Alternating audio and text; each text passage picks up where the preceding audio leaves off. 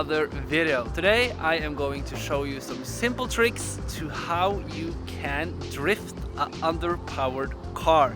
We're going to use my E36 beater as an example. This is a 1.6 liter with 102 horsepower. So if this car can drift, I think pretty much any car can drift. So if you have a car with not much horsepower, but it is rear wheel drive, I think you can make it possible.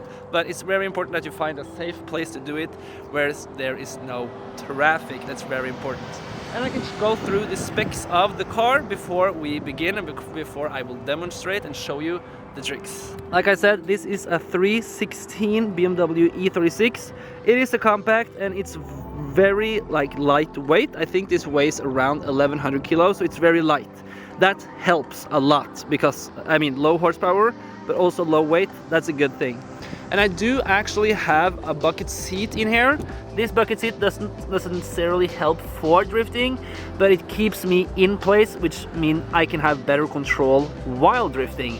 So it's a good thing to have a bucket seat, but if you don't, it's no worries, you don't need to have it, but it's easier and more controllable if you do. We can come to the back here.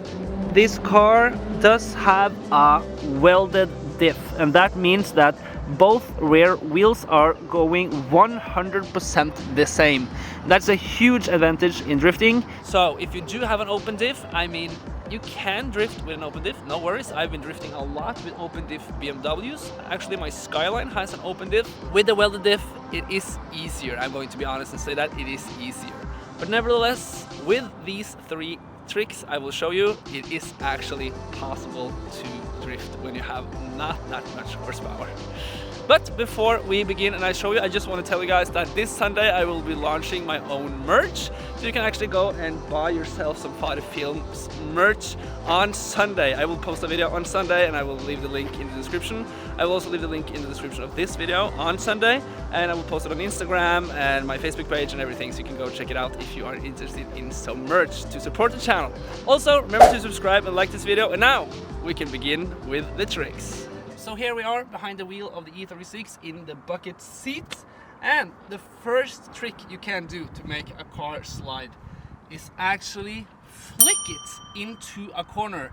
It's often referred to as the Scandinavian Flick, and that's very useful actually in a lot of underpowered cars. If you go to and see in Japan, for example, and they often do that trick to get the car sideways. And what you do is actually, let's say you're going into a left turn, then you actually steer right before the turn and then flick it hard to the left, and that will make the rear end slide out.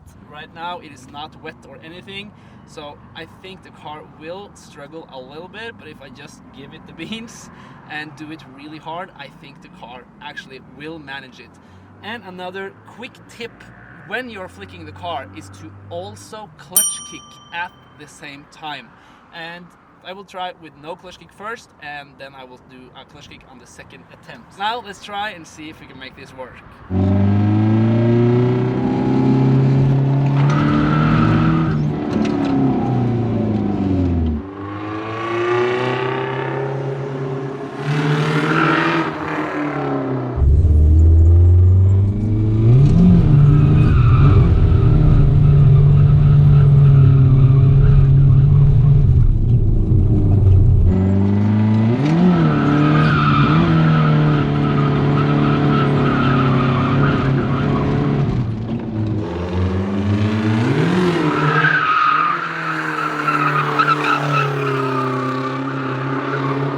Okay, so the second tip or hack to make a car drift is making the rear wheels go slower than the front wheels. That will make the car break traction and not have traction.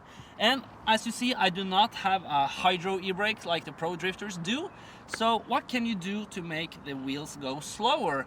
Well, yeah, you could pull the e-brake you have right here, but usually on stock cars like this is not a good idea on dry pavement like it is right now.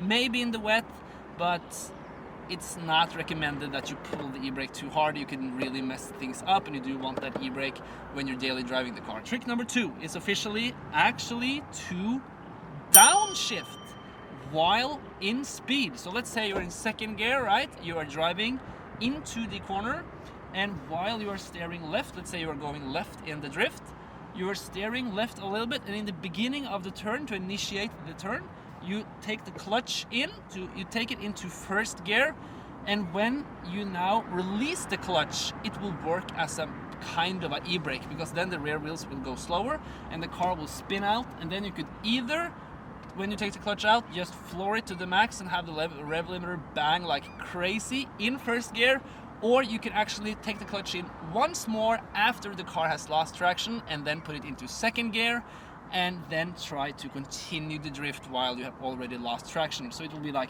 you have it in second gear, you take the clutch in, put it into first gear, you pump the clutch out real hard, and when you start to drift, you take it back in again, down to second, and then pop it out and continue the drift. And I will show you both of these techniques right now so you can see what you like the best. But I think second gear would be the best if it has enough power. Let's see.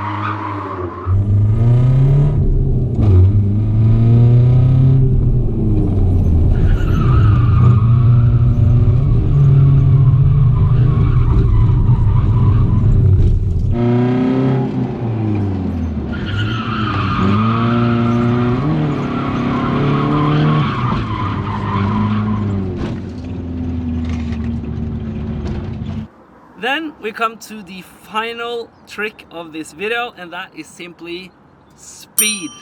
That's right, if you're not getting your car into drift, simply use speed and the weight of the car will simply do the rest. Just drive really fast into a corner, turn hard left, and the car will most likely not understeer, but it will oversteer if you just have the throttle to the floor. And like I said, once again, it's really important, I cannot emphasize this enough. Use a safe space. Do not do this on the open road. That could be really dangerous and result in a crash and hurting other people, and you do not want that. I think actually it's a good idea to know what the car does when the car is losing control. Then you can be a better driver and a safer driver if something bad happens and you do lose control over the car. Then it's nice to know that you can handle the car, you know what happens. Now you know the 3 tips of drifting an underpowered car. I mean, if I can do it with a 100 horsepower E36, I think you can have it actually. And go down in the comment section below and tell me what kind of car you drive and if you have ever tried to drift it. Well, let's conclude what worked the best. Number 3, speed. That was not good at all, but I think it's because I don't have enough space here. But nevertheless, I don't know where are you going to get enough space. So I don't think speed was a good trick. So let's not do that. But one thing that was actually really nice, the flick, also terrible, but flick with a clutch kick, that was not that bad. So that works, but the most efficient way, I think, was actually putting it down to first gear. I actually, after I took it into first gear, it really, like, the rear end really like let go and got a very nice drift. It actually got so wide that I almost spun, so I had to take the clutch in again just to not spin and continue the drift. So I had the clutch in for like 1 or 2 seconds and then out again to continue the drift because I got so wide. So that was actually really nice, but I mean, it's a lot to think about, shifting down to first, back to second, and doing all of that, so it's a lot of work. But I mean, a good old clutch kick never hurt nobody, so I mean, that is also very efficient, but you do need some speed. It's not a burnout. You need second gear type of speed to make the car drift. That's at least what I think, or with this car. But I mean, it is dry right now, but it is very possible to actually make the car drift. Number 2, that's a good trick. But I mean, all 3 works, but you just need a big enough space, and I don't have that right here. You know, like I said, remember to buy some Fodder Films merch. If you have any ideas for merch, leave them down in the comments below, and I will make some more merch later as well. And I'm really excited to be launching this for the first time. But yeah, thank you guys for watching this video. I really hope you enjoyed it, and I will see you guys in the next video. Goodbye.